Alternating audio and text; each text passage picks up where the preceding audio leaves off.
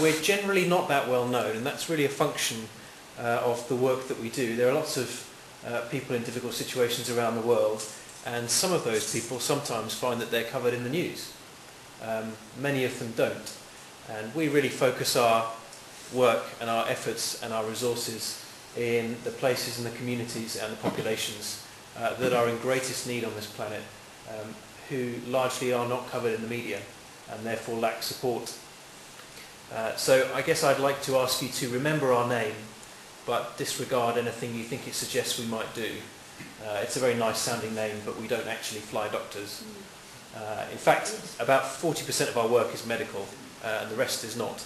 And that's because we end up working in really difficult to get to, forgotten places, where, like everybody on Earth, people need more than medical care to stay alive. If we give them excellent medical care and they still have dirty water to drink, they may still die.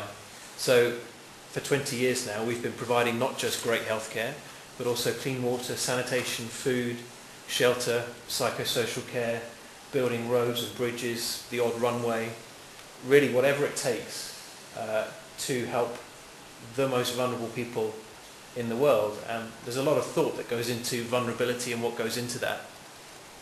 And David will talk through some of that. You'll see some real examples of that.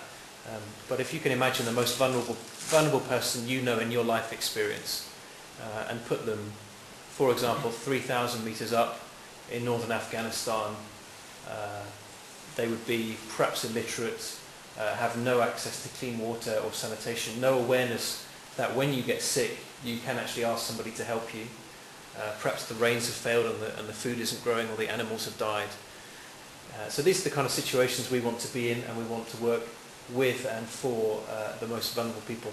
We find ourselves in Africa and Asia doing that, and my job in the UK is to find people like David, and perhaps people like some of you who might work in the field with us, people who will pray with us, and people who will support our work financially and support the people we serve financially.